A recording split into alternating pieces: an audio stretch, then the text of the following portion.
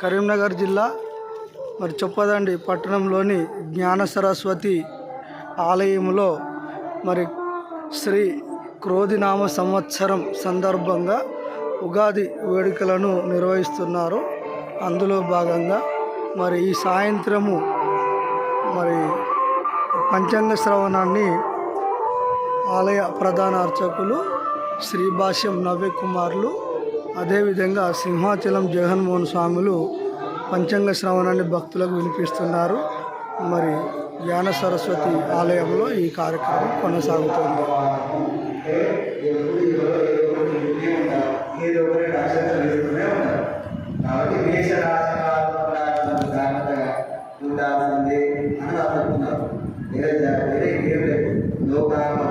మీద పడబోతుంది అని చెప్తున్నాం.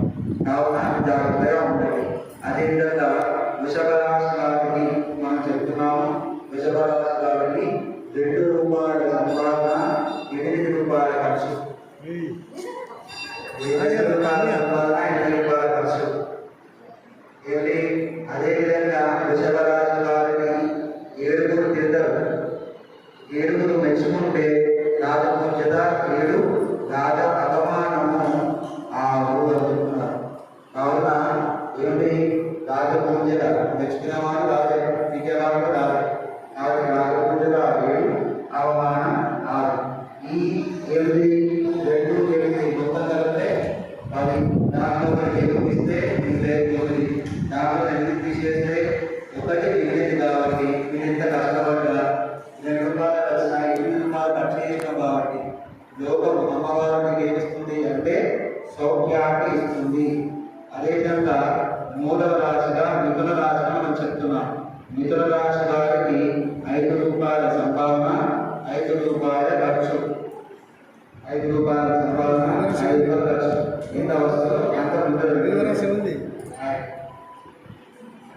వారు. అదేవిధంగా మిథున రాశి వారికి ధనం తెచ్చుకుంటారు. రాజపూజ్యత 3, రాజ అవమానము 6. 3 మెచ్చుకుంటారు, 6 రెడీ ఉంటారు. ఓకేనా? కాబట్టి 5, 5, 10, 1 తీసివేస్తే 9.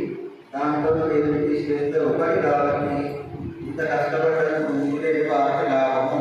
ఎంత ఖర్చు చేసినా వారికి సంవత్సరం లాభంగానే కనబడుతుంది అంటున్నారు.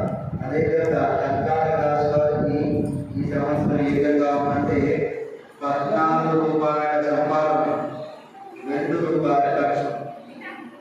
₹14 సంపాదన, ₹2 ఖర్చు. అదేవిధంగా కర్కాటక రాశి వారికి 6 మెచ్చుకుంటే 6 తింటారు. రాజపూజ్యత 6, రాజ అవమానం 6. 14, 2, 16. 1 తీసివేస్తే వచ్చేది 17. 17 నుండి తీసివేస్తే వచ్చేది 7. కావున ఈ సంవత్సరం లాస్ట్ ఇయర్తో పోల్చుకుంటే ఈ సంవత్సరం విజయంగా కనబడుతుంది. కావున ఈ కర్ణాటక రాష్ట్రంలో ముందుకు వెళ్ళొచ్చుగా చెప్తున్నారు. అదేవిధంగా ఈ సంవత్సరం సింహరాశి వారికి ₹2 సంపాదన, ₹14 ఖర్చు. ₹2 సంపాదన, ₹14 ఖర్చు. అదేవిధంగా సింహరాశి వారికి 2 రాజపూజ్యత, అవమానం 2. కాబట్టి సింహరాశి వారికి 14, 2, 16. కాబట్టి 1 తీసివేస్తే వచ్చేది 15.